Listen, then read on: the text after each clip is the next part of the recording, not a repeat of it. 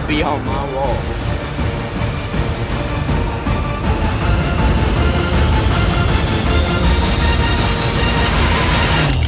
What a friend. What a giant.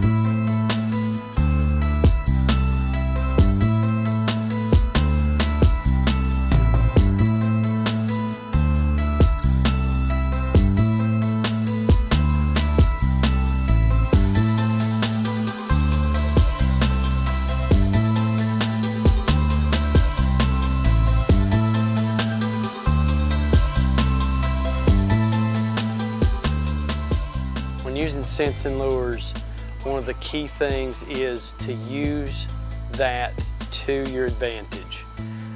If it is being tracked up by deer following your scent on your boots, or if it is hanging a wick out after you get to your stand. I personally, when I use scents, I carry a bottle in my backpack. If I have a deer heading in a particular direction and I think he might cut my wind, I've always got my ozonics, but the first thing I'm gonna do is run scent down the side of that tree, hoping that that scent will intercept the buck's nose before my scent does. Hopefully bring him in before he gets to my scent. Every tactic you can use when you're in the woods can lean towards success. If you get an extra step, if you get an extra second, all these things add up to winning or losing when you're in the field.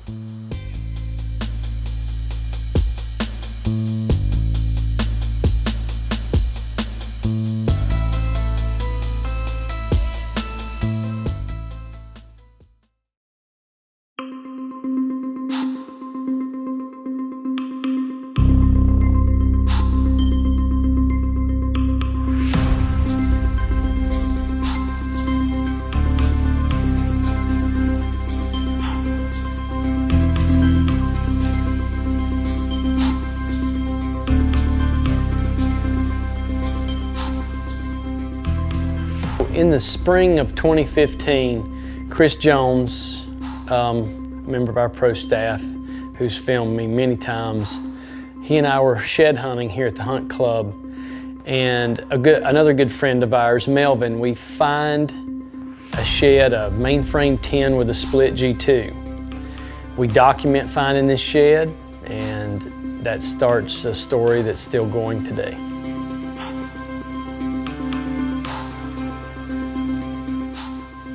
In the fall of 2015, Chris is unable to film me that year, so another staff member and good friend, Josh White, comes to the Hunt Club with me. And while sitting in the area we've sat many times, we have an amazing encounter.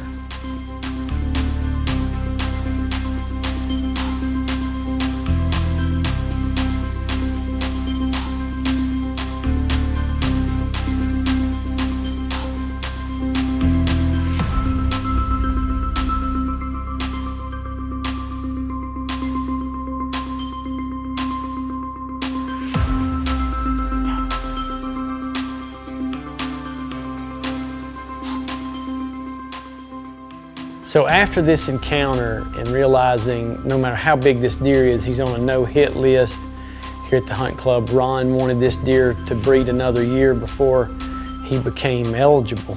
So we moved to another stand site where I take my largest buck ever here at the Hunt Club.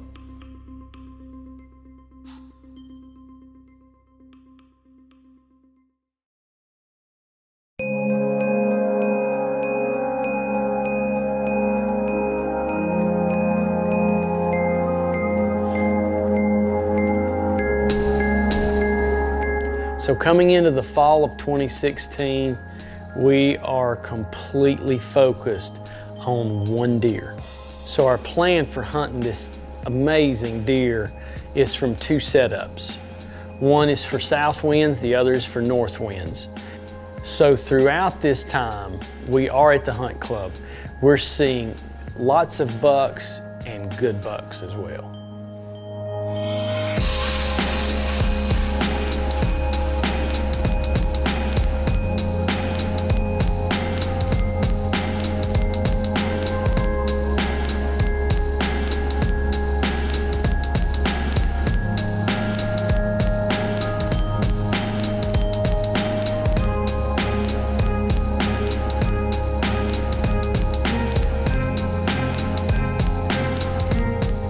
Bugs everywhere, but they're still cruising looking. We're not seeing bugs tending does yet. It's a cool morning. It's about 8 o'clock. We're just gonna stay excited. We're at the hunt club in Illinois.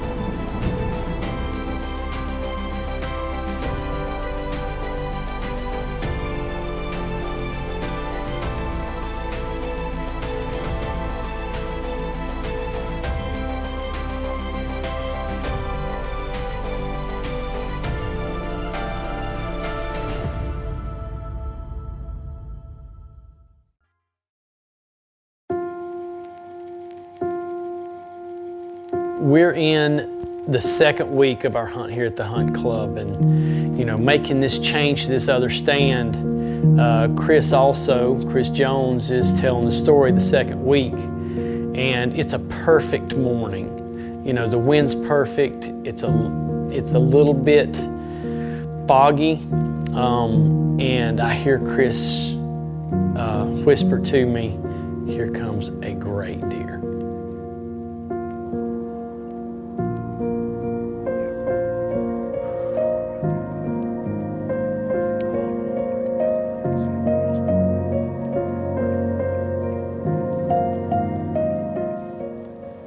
Well, we gotta all remember that we were after a particular deer.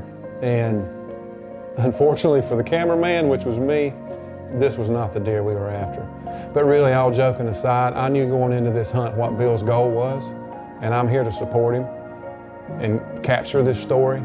But as you guys will see in the footage, this was an amazing animal that passed within 12 yards of our tree.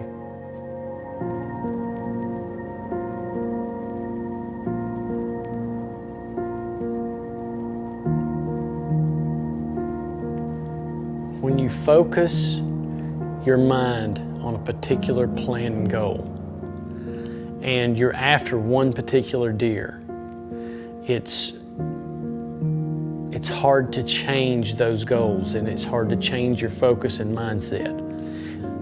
I've only harvested 3 deer of this caliber in my whole hunting career, and to watch this animal walk off was beyond hard.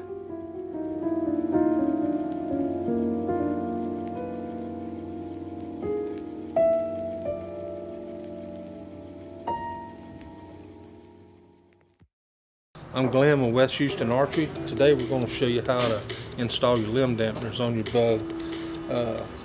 Sometimes this right here, put them in just manual, can be a little tricky.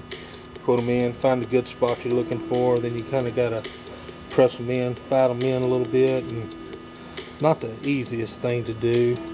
Get everything straightened up, just pops in just like that right there. Now I'm going to show you a little quick tip that saves a lot of time and effort, especially for you guys working in the shops. Putty knife goes a long way for you. Take the limb dampener, put it into the side of the limb. Take your hand, put a little pressure on the bottom, slide this one in between the limb and the dampener, pull up, and it's done. Save you a lot of time and trouble. After several days and no encounters with Cinderella, we just have to reevaluate our situation. We're at the hunt club. Ron doesn't allow hunting the week before gun season, and we're just going to have to reevaluate our standards.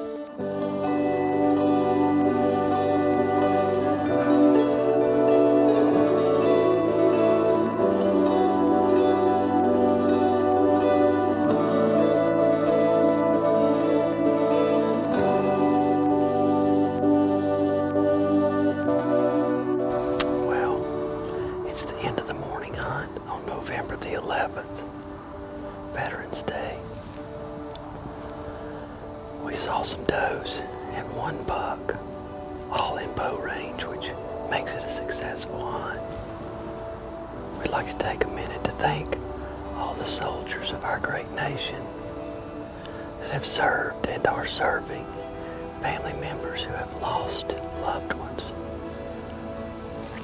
for the privilege to live in a country that's free, for the privilege to vote. We all should vote our conscience, and we try to tell nobody any different. But to not exercise your right to vote and not to appreciate the people who have died to preserve that right is un-American.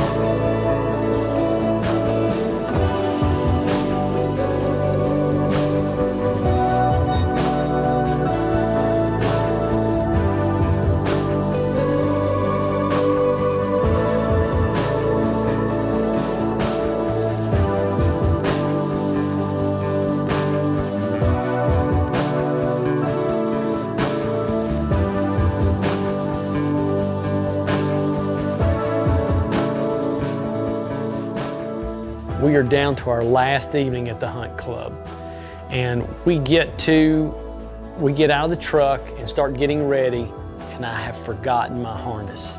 And it doesn't matter where you are or what you're doing, you do not get in a tree without a harness. So we call Ron, we tell him of the circumstances, because if we go out, get a harness, come back in, we're gonna miss our last evening hunt. So he allows us to set up on the ground near our tree stand, so we start getting prepared. We get everything situated on the ground, and we wait, and nothing's happening. 10 to 15 minutes before last light, here comes this beautiful 8-point. He's coming back.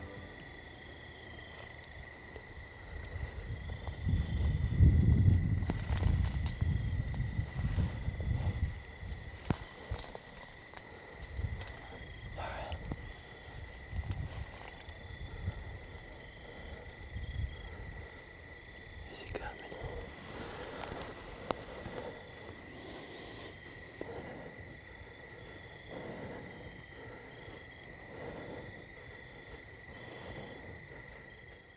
Meep, meep.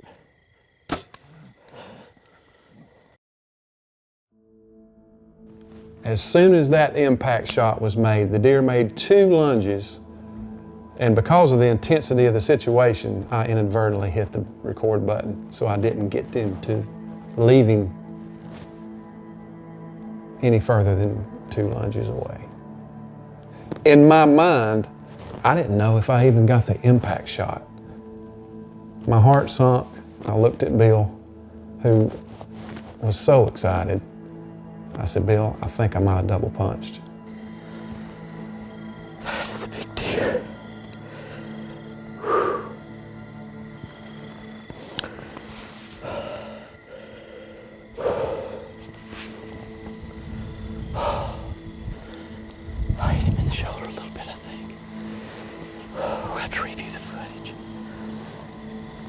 That is a big deer. Are you serious?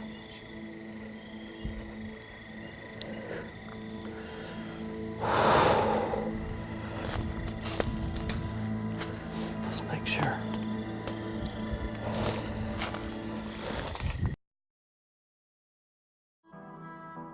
Your odor is betraying you. It's ruining your hunt, pressuring your property, and killing your opportunities. This year, let nothing stand between you and your best season ever.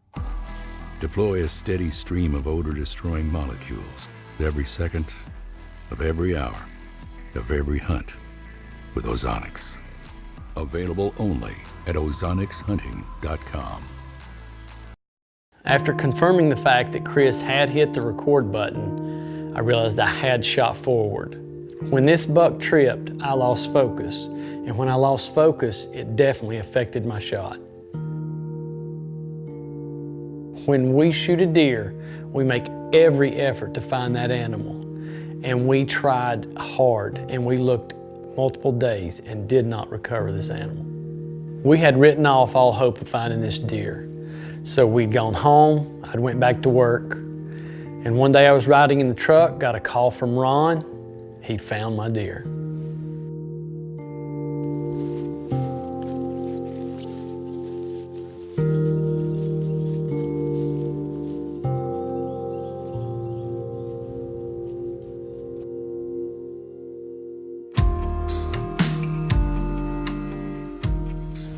Well, fortunately and unfortunately, this is the end of a story concerning a really nice 8-point that we hunted back in November. Ron and some guys while shed hunting came across the carcass of this deer that we shot back in November, and we trailed the deer and did not find it the next day. We looked the following day, didn't find the deer. We lost blood, but definitely sad about the way this ended, but thankful for closure on a magnificent animal. The truth is, if you hunt much, whether it be with a bow or a gun, there are going to be circumstances that are less than fortunate. The great thing in this situation is due to the fact that there is very, very extensive deer management here, and after season there's shed hunting, and this property is just well taken care of. There are eyes and curators on this property year-round. We'd like to thank Ron Doring and the Hunt Club for finding our deer and showing us where the deer was and allowing us the opportunity to close the book on this particular story. A lot of lessons to learn here, and as a bow hunter who cares greatly about the animals, this is better than not finding the deer, but not the closure or not the ending we prefer. We prefer to eat our meat, and unfortunately the coyotes ate and we did not. But the circle of life continues. The coyotes did eat. Therefore, the ecosystem worked. And we'll ponder the reasons that this circumstance happened and try to make sure that the next time we have an encounter with a beautiful, magnificent whitetail such as this, that we do a better job. Now we're going to call the Illinois DNR and see what is the proper way to make sure that this animal is taken care of properly. I learned some very valuable lessons from this particular circumstance. I've been very fortunate. Over the last 6 years, I haven't lost an animal. But what I have learned through this situation is you can't lose your focus. Our motto is whether on the tournament trail or in the field, what matters is what you do with those last few seconds when you come to full draw and it's game time. I lost my focus and it cost me. Regardless of the situation, you have to stay focused.